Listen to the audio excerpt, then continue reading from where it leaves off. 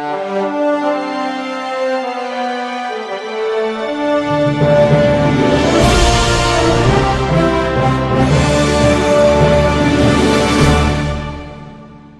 afternoon, Kenny Moore. How you doing, Ingram? Thank you so much for talking to Bayloric Worldwide Television. Thank you for having me. So before we start the interview and really get into what you're all about, let the viewers know who you are. Well, I'm Brian Kenneth Moore. I'm the author of the newly released book, The Making of a Child of Destiny, the Andretta Tillman story. Former manager, along with Andretta, of Girls Time and ultimately Destiny Child, along with Matthew Knowles. I've been in the music industry for over now about 25, 30 years. Been in technology for the last 20 years, so I've been through a couple of my companies, been combining the two and trying to revolutionize the world as far as getting new artists out there as far as social media and things of that nature. Okay, so first let's talk about Kenny Moore, or Brian Kenny Moore, whichever way you want me to pronounce it. Let's talk about how you got to the point of working with Destiny Child. Let's take it back a bit before we get to that point.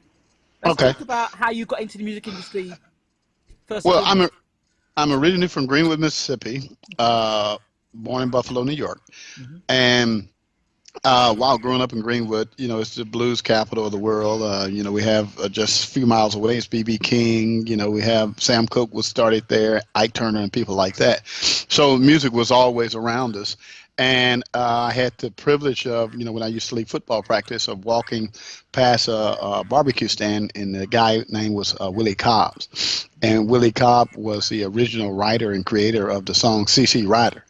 But we used to always see people like Elvis Presley and Carl Perkins on TV singing this song on Saturday. And he would always say, "That's my song, that's my song." And you know, I was always curious to, you know, why this cat, you know, always said that was his song. So then one day I did have the pleasure of talking with him, and he was explaining that they stole his royalties, his ownership of the song. So I became very interested in the behind the scene of music, you know, because I was a singer, coming from a family of singers, excuse me, as well as preachers. And so from there, I just started in the music industry. At like 16, I formed my first group. We had a group called the Touch It Class, and we were a hot little local band. We opened up for like the likes of Tyrone Davis, Denise LaSalle, and the Barcades. Then from there, I continued singing through my college years, and then I went to the military and sung there at several talent shows. So music was always part of it. I was in Korea, joined a band called Black Satin over there. And then from there, when I left the military, after I left Korea, I moved to Houston. And when I moved to Houston, my fiance, but now wife, was friends with a guy named Troy Peebles, who was the bass keyboard player for Yarborough and Peebles and Charlie Wilson. So just so happened they were coming to town, and Troy was like, "Hey, you know, we're going to be at this venue. Can you go check it out for us?" And so I did the legwork for them, you know. And so when they came for the first show, they were very, you know, impressed with, you know, my thoroughness as far as make sure everything was in place, everything was okay. Then from there, they were like, "Hey, anytime we come to Houston or whatever, you know, hey, you know, look out for us, or you know, if you want to travel with us." So I just basically did the Houston gigs, and so what happened? They had another big gig here with Charlie, with a Gap band and Yarborough and People, and so I barbecued. This is how I got to Destiny Child. I barbecued, and I was like, "Okay, hey guys, you know, brought the barbecue before the show, gave it to them." So Charlie Wilson and Lois and Cave and Yarborough and People, they was like, "Oh man, we got to have some more, you know, after the show." I was like, "I, you know, cooked a feast, you know." So they was like, "Okay, we're gonna come to the house after the show." I'm like, "Okay, 2 o'clock in the morning after the concert." Yeah, right. So show ends. They say, "Okay, what we're going to do, we're going to head back to Dallas." No, they say, "No, we're going to get some of that barbecue." So I take off and I run home. At the time, we were at an apartment. So I got home and woke all my friends up in the apartment complex. "Hey, you know, Charlie Wilson and the Gap Band and Yarborough and People, they're on their way here. So I need y'all to help me, you know, prepare the food and, you know, get the dishes ready." So all of a sudden, two big tour buses pulled up in front of the apartment complex, and you would have thought it was the 4th of July, because everybody at 3 in the morning, they're up with bringing drinks and make sure everything was good. So after that, uh, at that time, there was my fiance, my wife's friend at the time. He was there, and he was from Dallas. Excuse me. He's from Dallas, and he saw all this. And then his cousin was a friend. His cousin was a member of the group Taste, in which Andretta Tillman was managing.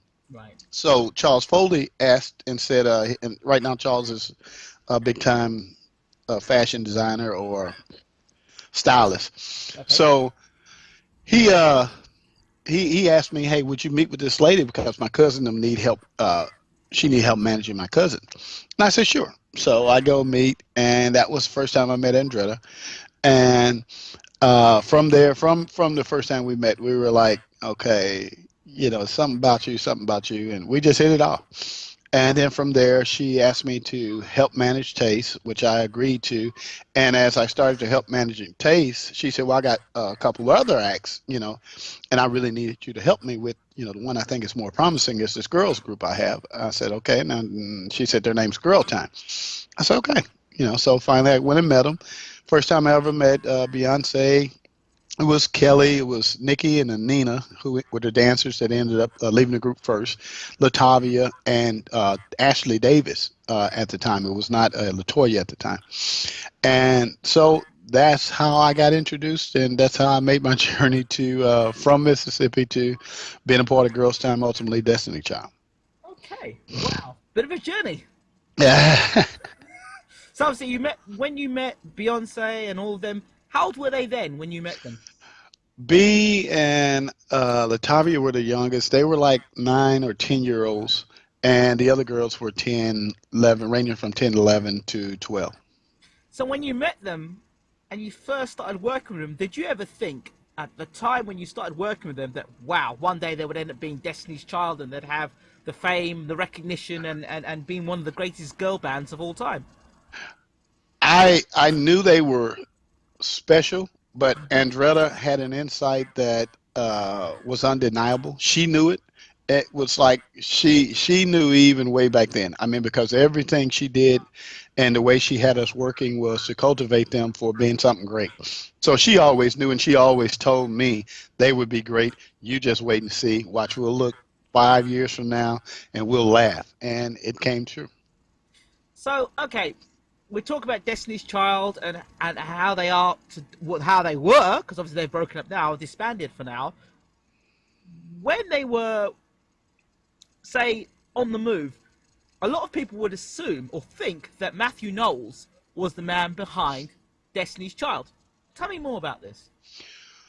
Well, that was not the case. What the case was, I came in and Andretta already had a team of producers, writers, and she was well connected with different studios, and she had Teresa White, who was consulting her, who was a major A&R person. So Matthew was not involved. The way he eventually became involved, in fact, Beyonce was not even the original lead singer. Ashley Davis was.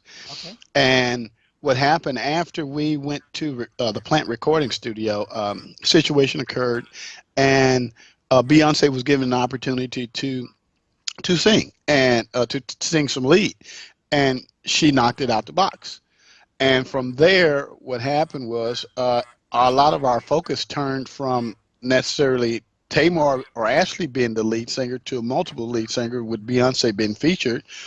And then when we came back with the attention turning towards Beyonce, Matthew then started to wanting to get involved. So from time to time, he would ask Ann if ask us if we needed help, if different things, and we would kindly deny, say no, no, we're good, because the last thing we wanted was a parent to be on the management team.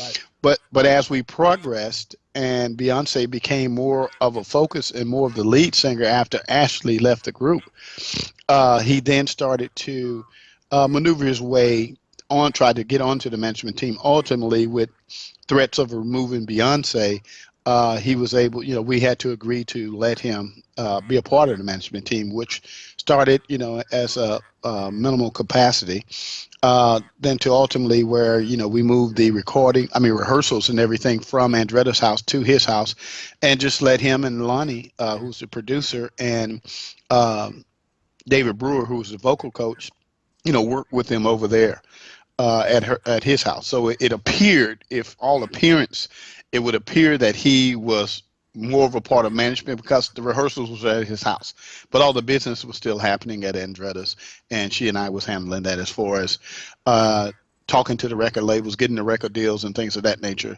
and the events, putting on everything, make sure everything stayed afloat. So all the way up to Andretta died in 1997. After we had signed to Sony, she worked the Elektra deal. She got us the Sony Columbia deal that they're presently on.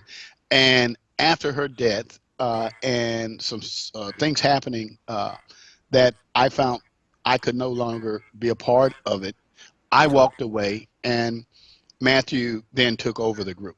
So him being in charge or running the group was after the record deal was done, after the first album was complete, and the train was going downhill.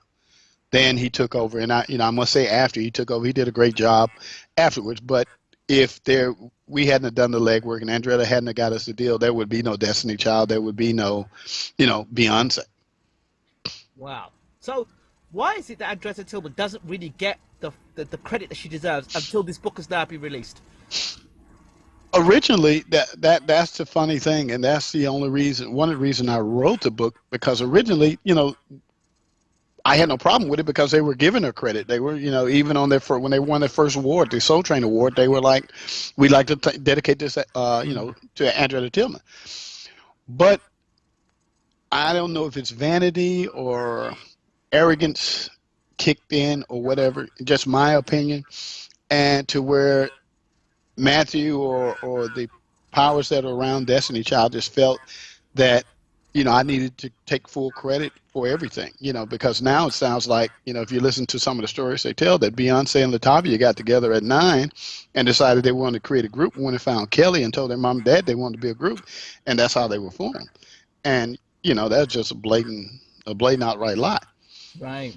you know and the reason that's one of the reasons I wrote the book. It's just that, to tell the story, to tell her story, and to let the world know, these kids didn't wake up superstars. There was a process, there was hard work and everything that was put into it.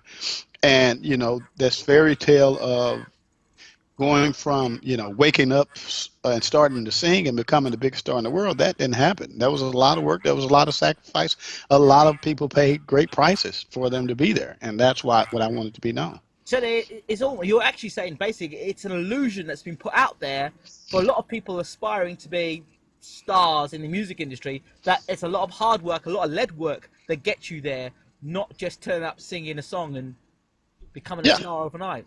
Right, the Justin Bieber syndrome. It's technology allowed Justin Bieber to become a star. You're able to go to YouTube, you're able to sing, then you get a lot of likes and things of that. Well, that was not the case back then. You had to have talent, you had to work hard, you had to get in front of the right people, and there was process of getting in front of the right people. You had to go do shows, you had to go do showcases, and things of that nature. To get there, and then there you could be just as quick. We had more no's than we did yeses. And then when we did get a yes, if you don't do business right, some things got messed up. We got dropped from the label, Elektra. So I mean, there's different things, that goes into it all, and it's not easy. It's not easy, and that's the illusion I don't want them to paint. Well, they've already painted it, but I mean, it's that wasn't the case. So I don't want you to ruin the book or ruin the excitement of people wanting to read the book and find out what's in it. But what can people kind of just give us a little taste of what else we can expect to read in the book? Oh, well, in the book, you'll be able to find out about Andretta and who she was, and where she acquired her passion for doing what she was doing. You'll find out the sacrifices, the great sacrifices that she made. You'll be able to read about, Beyonce, and how the opportunity came and how she lit it up, how she took the opportunity and ran with it. You'll learn how, the group, different life events that the girls had, that would have knocked the average, girl out the box. How they sustained, went through, how we came together as a family and kept pushing. You'll find out, how Matthew uh, did a lot of things, and ultimately a lot of stuff you're hearing nowadays about it, him. You'll kind of see how that materializes, and how that, becomes a beast. How he goes from being, a great father and everything, to there's some things that, you'll be rather disappointed to find out in the book. Um, uh, then just a journey, just a Okay, journey. I mean, there's always somebody on the outside saying, okay, why should I read your book? Why should I listen to your story? How can I believe that your story is true and you're not just being jealous because Matthew Knowles is getting more attention than you? Well, that would be a great point, and that would be up to you, totally up to you. And my whole thing was not for to write the book to convince you Hmm. or anybody else. If you have your preconceived prejudice and preconceived beliefs, stick with them. My whole thing was to tell the truth, and to tell us, what really happened and how we got there. It's not if I was jealous of Matthew or anything like that, or if, I would have stayed with the group. I helped start Music World, where I was part owner of that. I didn't want to be a part of it. I walked away. So if it was jealousy or anything like that, I could have stayed the course, and uh, been there, and spin off for something else. It's nothing like that. It was just to write the book, to tell Andretta's story. It was a great story. It's a great story. Hmm. Um, and by me holding it, I felt that, just not saying anything, I didn't want to hurt the girls, or anything. They were, catapulting. I was cheering from afar. I've loved my girls. Uh, but I realized that I was doing more damage to Andretta by being quiet, or her legacy, than helping the girls. By some events that you'll learn in the books, and me being challenged by different people. Uh, and from there, it was just time. It was just time. I mean, B's the biggest star in the world, most talented artist in the world since Michael Jackson, bar none. Um, you can't deny that. She was that even as a kid. Um, so those things you can't take away. This is just to add, to the truth legacy of Destiny Child. So once they see Beyonce, I think from reading the book, you have a great appreciation of her. You know, myself, and everybody else, the things that Kelly goes through, the things that Latavia went through, uh, even Latoya, and even the other girls. I think you'll, to take the true journey, you'll really appreciate it. So why read my book? I was there. And if you want to experience being there, read my book. If you want to just read propaganda, keep your beliefs where they are. Absolutely. I mean, the reason why I asked the question, because in a world of so much lies out there, and as you say, the right word propaganda, nobody knows whether you're being told the truth or not. And the word hate comes up. Oh, he's doing this because he's hating me. No, I'm doing this because this is the truth.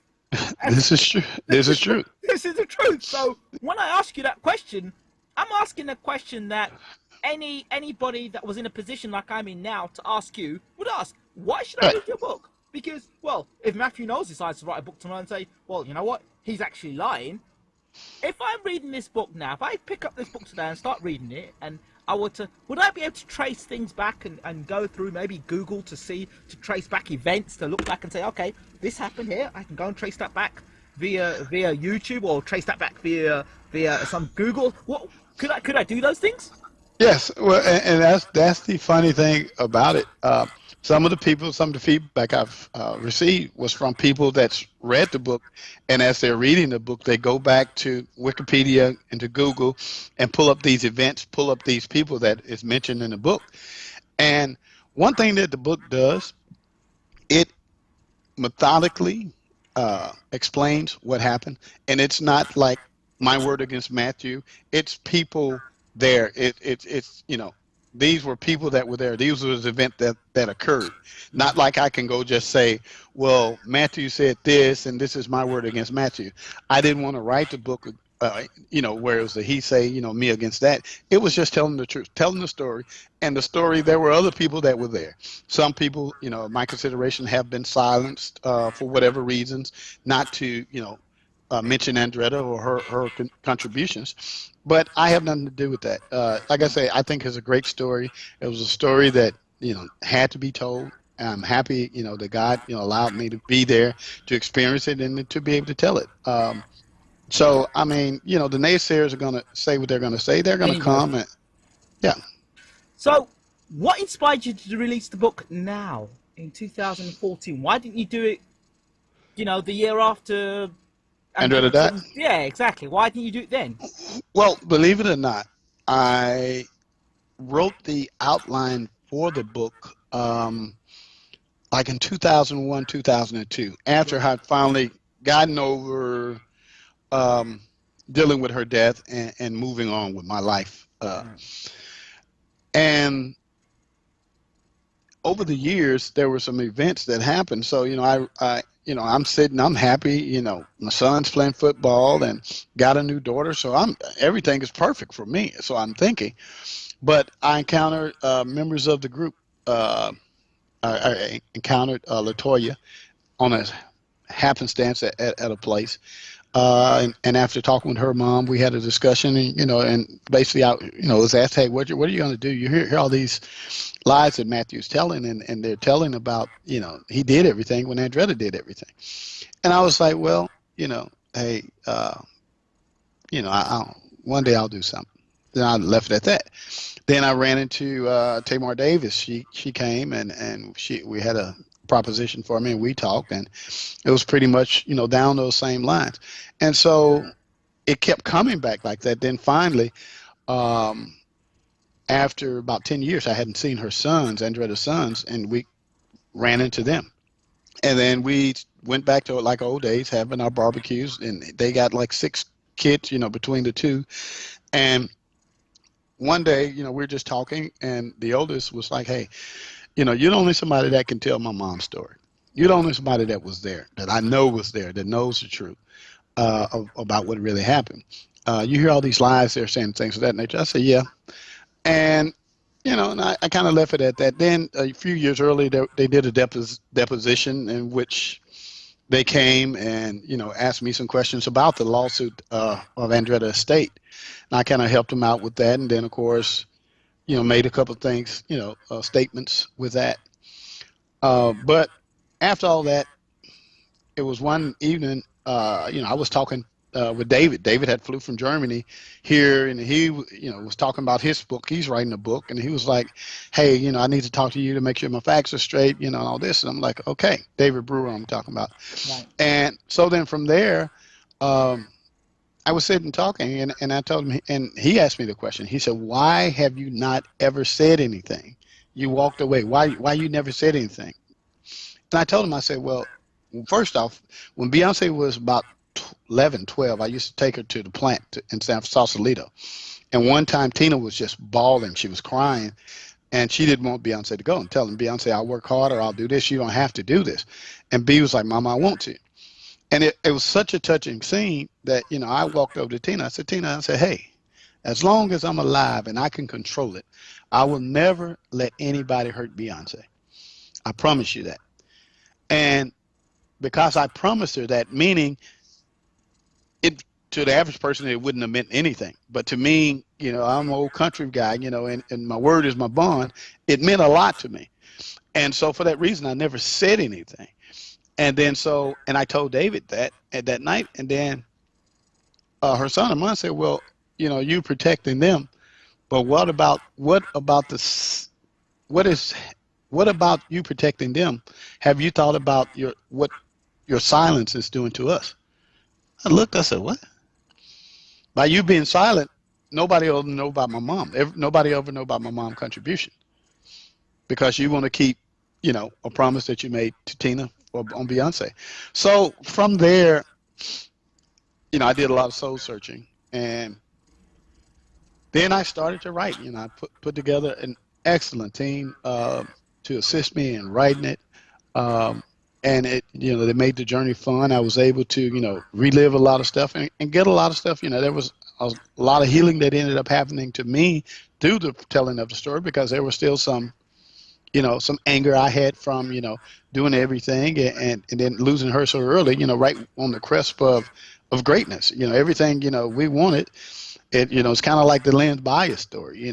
We done worked all this time. We're ready to go. You just got drafted by the NBA, and then all of a sudden, the next day you're gone. So for that reason, that's why I wrote it. Wow. So, do you know if Beyonce knows anything about the book, or only other girls know about the book? uh, I don't know if they know. I know I have not tried to hide it. I have not, said, okay, hey, I'm going to tell everything. It's nothing like that. It's just, look, here's a phase of our lives and their lives that happen, um, when, on your journey. And that's all it is. I mean, I don't see anything really, Beyonce or anybody else, unless they want to learn what really was going on behind the scene, Right. would have, be impacted by the book, um, other than that. I mean, yeah, there's some things in there that I'm sure, as they may not be proud that their father ended up was doing or anything like that. But Yeah. other than that, I mean, they were kids. I mean, and they were just part of the journey and trying to have a dream and live that dream out. So, do you think they? I mean, it was they were quite young at the time. Do you think, looking back, they'll remember these incidents, or do you think it was something that'd be a blank for them? No, I definitely think they remember it. I mean, because it's not just when they were young. I mean, this was all the way up until, they're teenagers. Their destiny child. Right. When I walk away, their destiny child. They're no, no, no, no. It's being on the radio. Yeah, yeah, yeah. I mean, one incident. Andrea and I, we're sitting listening to the whole first album, and in her house, Right. before she passed. So, I mean, this is not like, she dies and then they go on to become stars. No, they were on their way. I mean, they were in videos. They were already on the soundtrack. Everything, like I say, the legwork was done. It Right. was just, how would the public, once it hit, why would the public take the group? And the public fell in love with them from day one.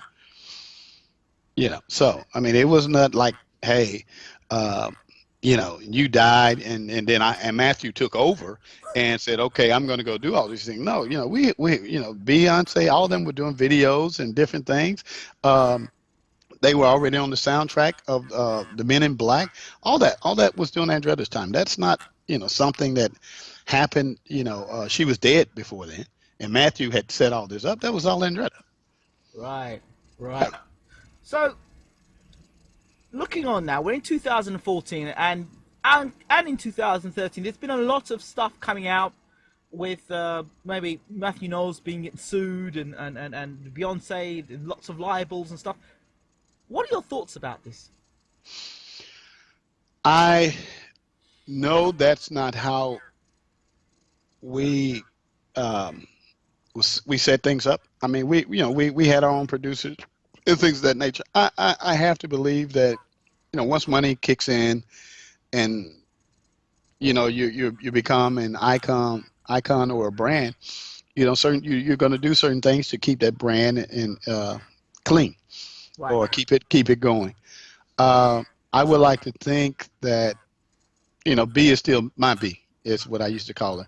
That, she's still the same sweet, young girl, young lady now, or mother, that she was. She had great value. They were raised with great value. So I mean, if they detoured as life went on, that happens in life. But, you know, was there a great foundation for all the girls? Yes. There was a foundation there. So I mean, I really don't have much to say about whether they're stealing or nothing like that. I'm not here. Like I say, I'm still defending them. Let's get one thing straight.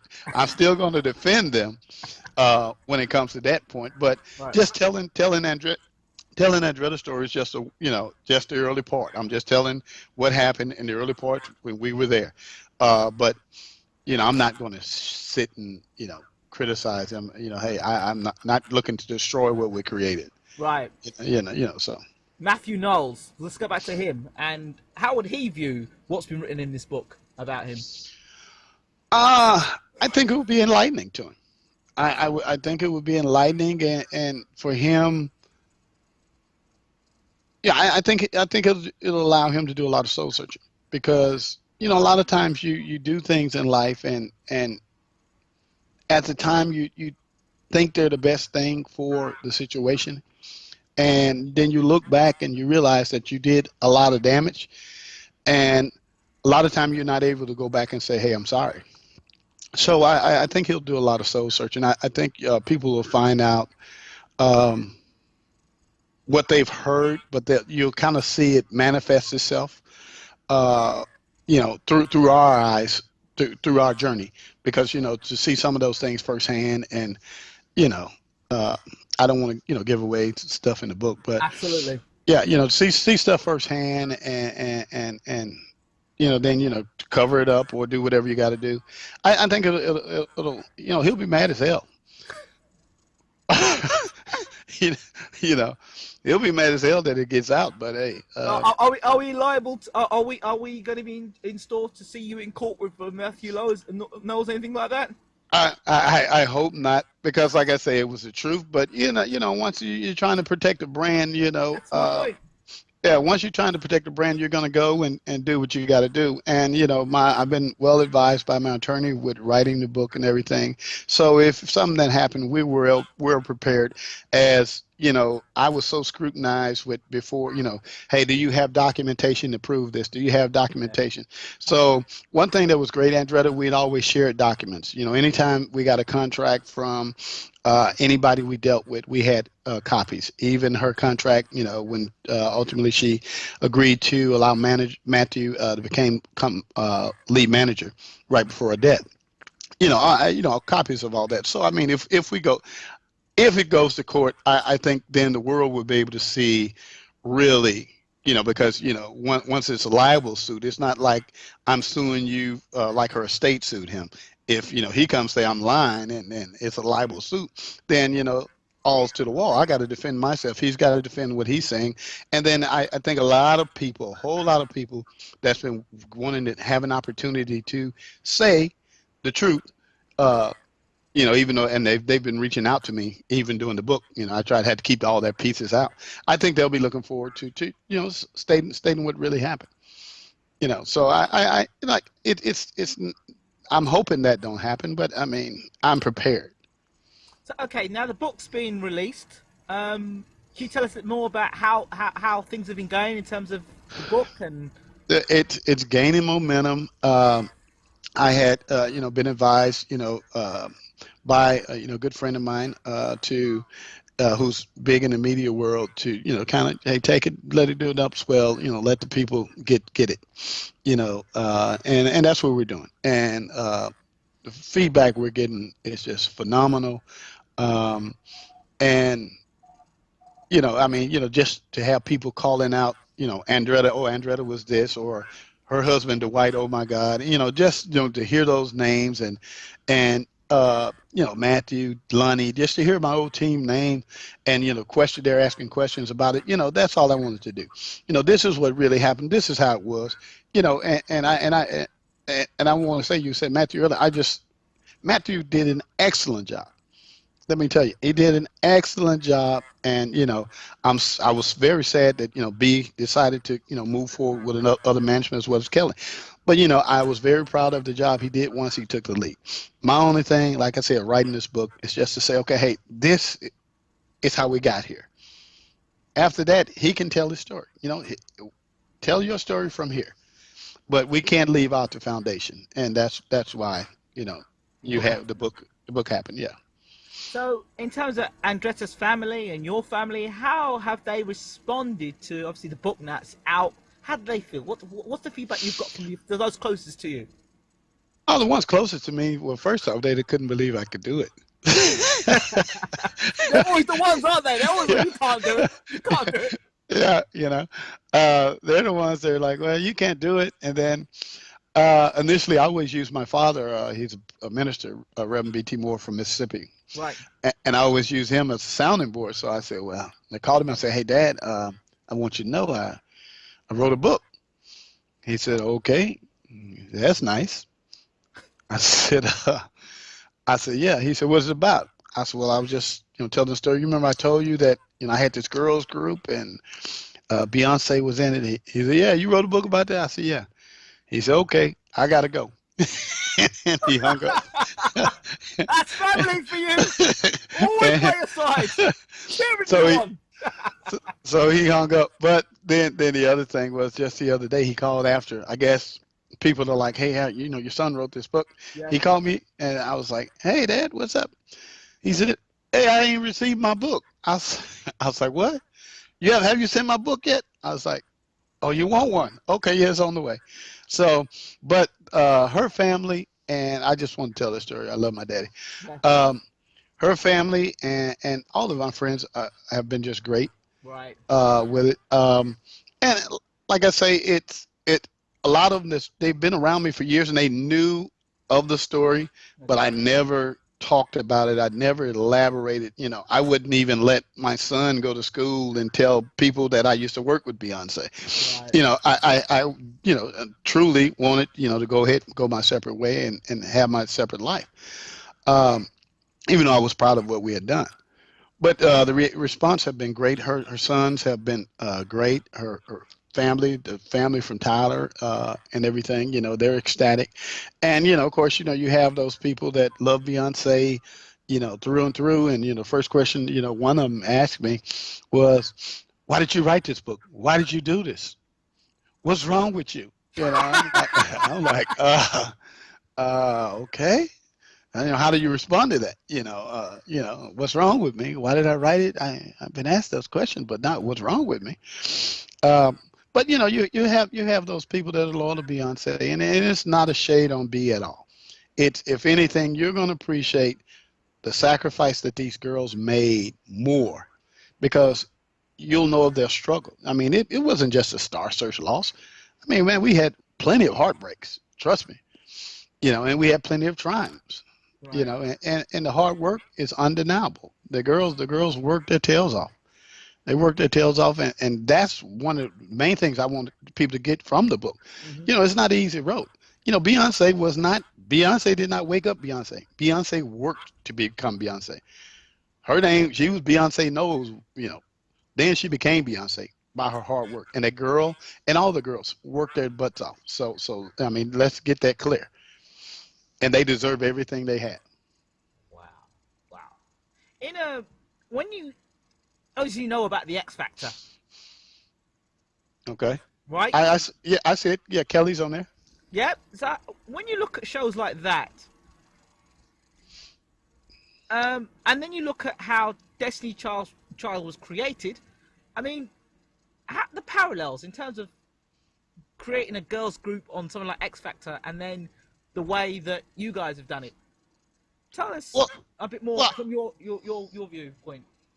well, it don't appear to be there that there's a similarity, but there is, Right. because where our proving ground was for us to go to these different malls and different events and different apartment complexes and rent those the guest houses out, to do shows. Right. That was our proving ground. Well, Okay. the thing like the X Factor, The Voice, and American Idol, well, Right. their proving ground is getting to the next round. So they're going through the same process, but they're being judged real time. Right. Where we had to get our feedback, at we do the show, we come back, then we go call everybody and say, well, hey, what do you think of the show? And then you get feedback that way. And those shows allow them to get real time feedback, go make your adjustment. This is what I like, don't like. And then, you kind of groom and you find that niche that you have as an artist. So Right. I think there's a lot of parallels to it. Uh, but you're scrutinized a lot faster on those shows because you have millions of people watching, where we may go do a show at the mall and have 5,000 there, and you know if they say it's a good show, then hey, we're happy, then we go make a couple calls of people who was being critical and say, okay, hey, she missed a step, Kelly's too stiff, or you know uh Latavia or B, where we used to always get, B dances too wild, so we used to get that all the time. so I think they have a lot of parallels. Okay. Okay. Off subject slightly. I'm going to talk about a genius, which is Prince. And Okay. I want to talk about Warner Brothers. This is something that, because I'm a massive Prince fan, and I'm sort of baffled. I just want to hear your take on this. Prince was in a massive court case with Warner Brothers, and he called himself, he put the slave on the side of his face. Big thing Right. about that, saying that, he's a slave working for Warner Brothers, went through it all, broke up with Warner Brothers. I think 13 years later, I think this year, he's re-signed with Warner Brothers. And he's talking about ownership. He made a big thing talking about ownership and artists owning their own music, and that's fair Right. play. Now he goes back and turns round and it signs with Warner Brothers. Again, why would you go back to the same company that called you a slave, or that you called a slave? Well, I think and Prince is brilliant. I mean, Prince had been on the forefront of this modern, independent artists and independent labels being able to, reach the masses. I mean, some of his marketing and things early on was brilliant, and I think if Prince went back, I have to believe, as smart as I believe he is, and and I love him, Yep. and a lot like you, but I have to believe that he has a type contract. He may have a contract like a Ray Charles contract where he owns his masters, he owns, everything. All they're doing is distributing. So if he went back, it had to be that type situation. I can't see him going back otherwise. Absolutely, absolutely. Yeah, Why would you? yeah. No. I mean, if no, not Prince. I mean, if you'd told me somebody else, and they got a $20 million signing bonus, Prince I think, would take $2 and say, okay, hey, you give me my masters, you give me the rights to all my music, and you just put a little money behind the distribution and marketing, and we'll go from there. And I'll take my, half, you take your half. So Okay, I have to believe it's something like that. for those young people out there, or aspiring artists, musicians, whatever, listening to this interview and would want to get advice from you, what would be the three things you would tell any artist or any musician wanting to make it to the top? What would be the three key points in your experience you'd give to them if they were listening to you now? I would say be true to yourself first. I mean, don't like I tell I get a lot of girls that come around and ask me to manage them or help them. And the first thing they open their mouth, they sound like Beyonce. And I'm like, look, baby, there's only one Beyonce. You know, the world's not looking for another Beyonce. The world's looking for a you. Right. So you have to be first, an original. An original is key. Then I would say, secondly, you know, somehow be a musician in some facet. Not just don't be just a computer musician where you're computer literate and you're able to slide bars and put hooks and things in place and put a song together because of computer. I think that is key. I mean, at least be able to play, some chords or horn or something. Right. Um, then from there, be true to it. Be true to it. It's a long journey. It's a long road. And if that's what you're going to do, you're doing it for a lifetime. You're not doing it just because I hope to get rich or I hope to, sell a lot of songs. Then, everybody will love me. Because a lot of stuff you put out, people are not going to like. Then there's going to be stuff they love. But, stay true to yourself. Stay true to the music. That's what I would say.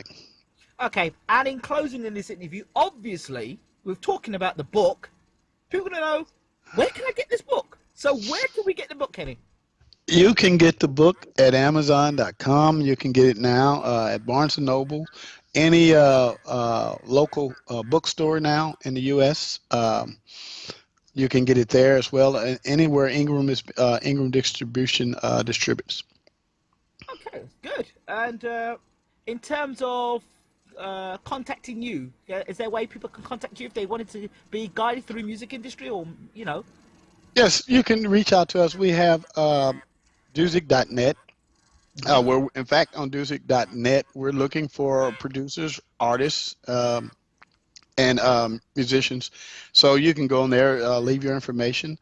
Then Dusic.com is just basically our parent company, and there you can reach out to us, or you can contact us at Dusic Publishing. Okay. Are you on Twitter or Facebook? Twitter, Facebook. You'll find us on Twitter under the Andretta Tillman at AndrettaTillman.com and at Andretta Tillman on Twitter, on Yep. Facebook, The Making of a Child of Destiny, or you can reach out to me, Kenny Moore, on Facebook. Then we have on Twitter, Duzic Radio and Duzic fan page on Facebook. And in closing, finally, who do you have anybody coming through at the moment for us to look forward to? Yes, we have. In fact, I was supposed to, before the interview, send the music to you, and I'll send it. Maybe you can play it after the show.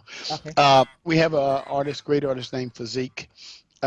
He's a rapper, singer, but he's the next big things coming through, and we're looking forward to getting him out there to the world. Okay, we'll have to look out for him and Okay, send me some music. will do. Kenny Moore, thank you so much for talking to Bayloric TV. We are the first in the UK to interview you. Great. Yes, you are. Yes, you are. Thank you so much for talking to Bayloric TV. Thank you, sir. We Thank you for appreciate it. having me. Thank you. Thank you. Uh-huh.